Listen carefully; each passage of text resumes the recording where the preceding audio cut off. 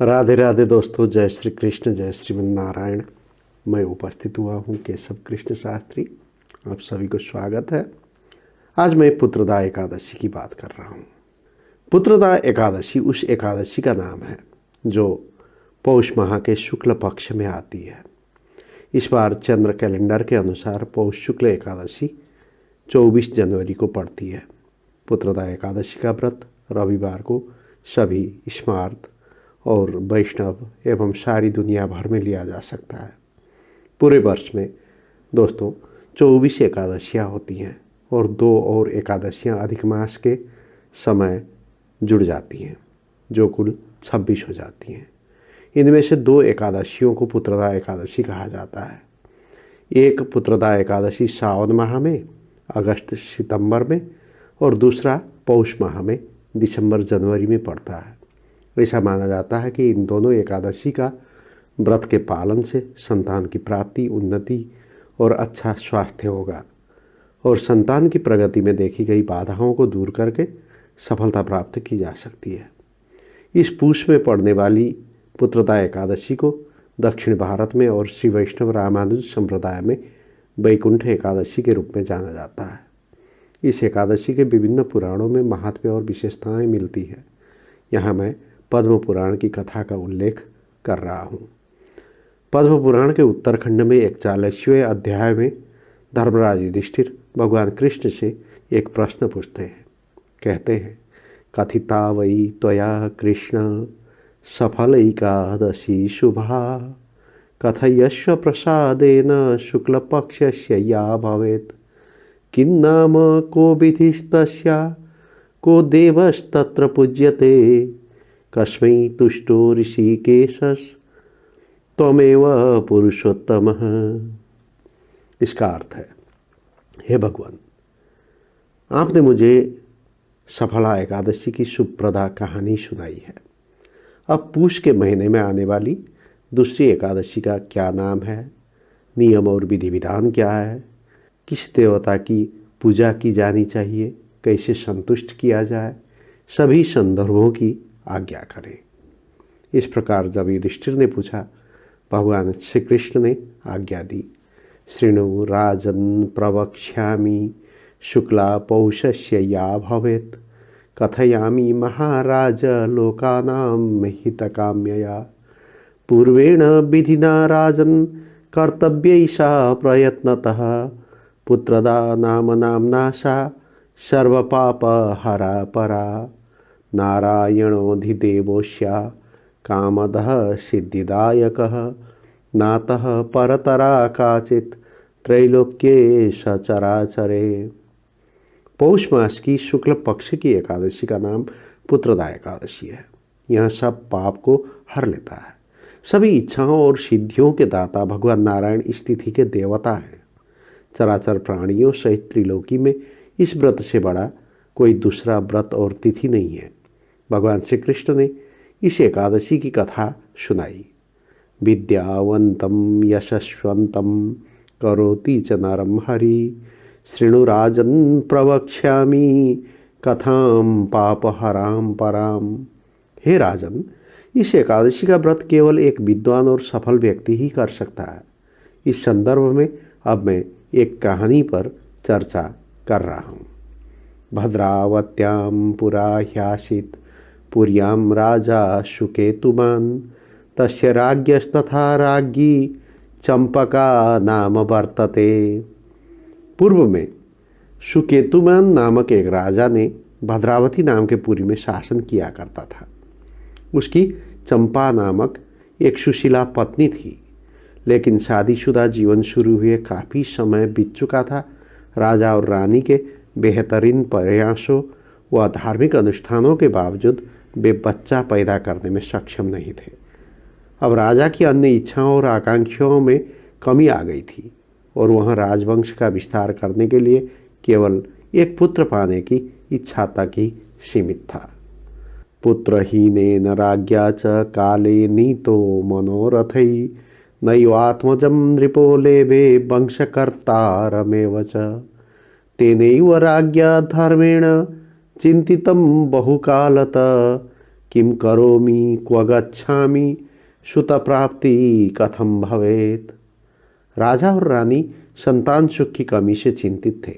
वे सोचते रहते थे कि पुत्र लाभ के लिए क्या किया जाए, कहाँ जाने पर समस्या का हल होगा, क्या कोई उपाय सूझ सकता है। एक दिन राजा घोड़े पर सवार होकर घने जंगल में चला गया। जंगल की भीतरी परत तक पहुंचने के बाद उसने एक झील के किनारे दिव्य ऋषियों का एक आश्रम देखा। उस एकाकी वन में राजा मुनि द्वारा वेदों के पाठ और शिष्यों की मंत्रमुग्ध आवाज से बहुत प्रभावित हुआ। तब जाकर उसने आश्रम में प्रवेश किया।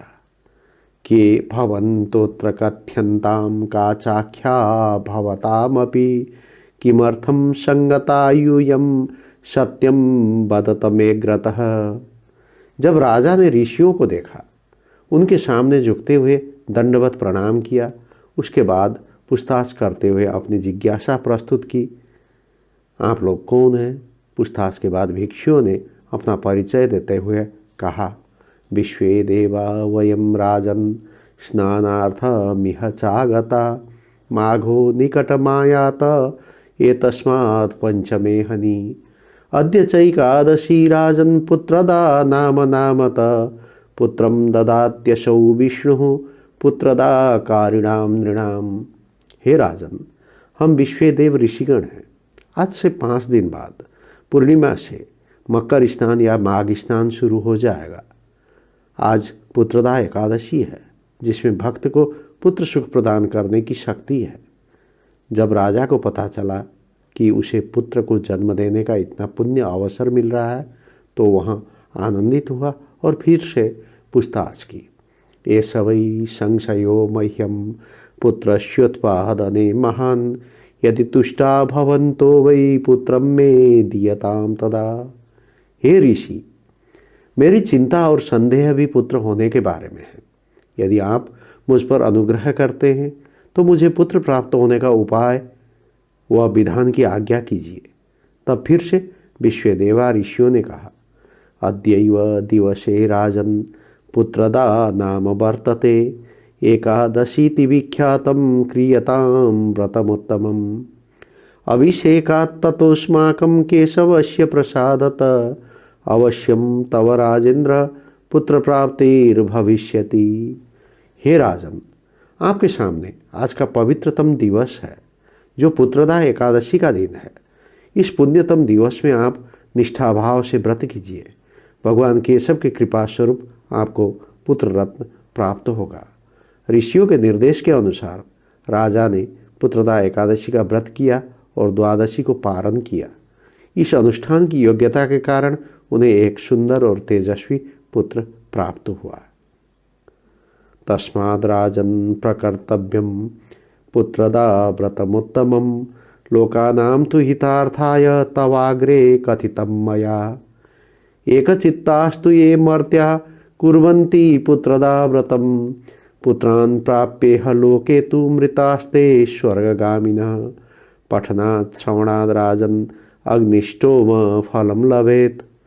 युधिष्ठिर को संबोधित करते हुए भगवान श्री कृष्ण फिर से कहते हैं, हे राजन, चूंकि राजा सुकेतुमान ने इस प्रकार एकादशी के व्रत के पुण्य के रूप में पुत्र रत्न प्राप्त किया, मैंने लोक हित के लिए पुण्यप्रदा एकादशी के इस व्रत का उल्लेख किया है।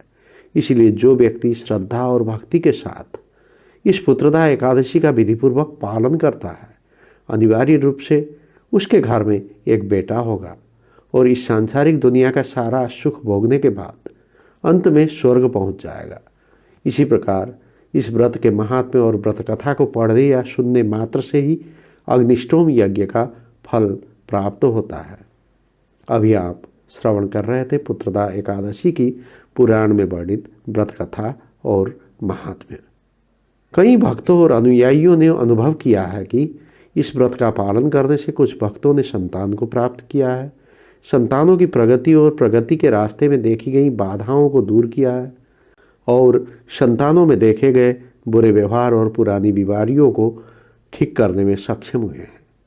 इसलिए यह माना जाता है कि एक दंपति जिन्हें अपने बच्चों की समस्या है और वे इस व्रत को पालन करें और इसी रोज से शुरू करते हुए संतान गोपाल मंत्र के कम से कम 5 माला का दैनिक जाप करें।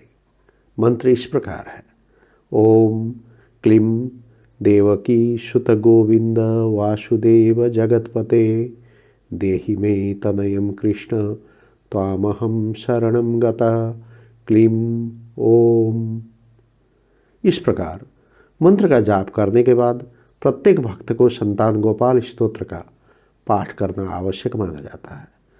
जिनके कोई बच्चे नहीं हैं, लगातार गर्भपात हो जाता है, गर्भ नहीं ठहरता और जो एक गुणवान, समृद्ध, विद्वान और सफल बच्चे की कामना करते हैं, उन्हें पुत्रदा एकादशी का विधि विधान से व्रत संपादन, संतान गोपाल मंत्र का जाप व संतान गोपाल स्तोत्र पाठ करना चाहिए।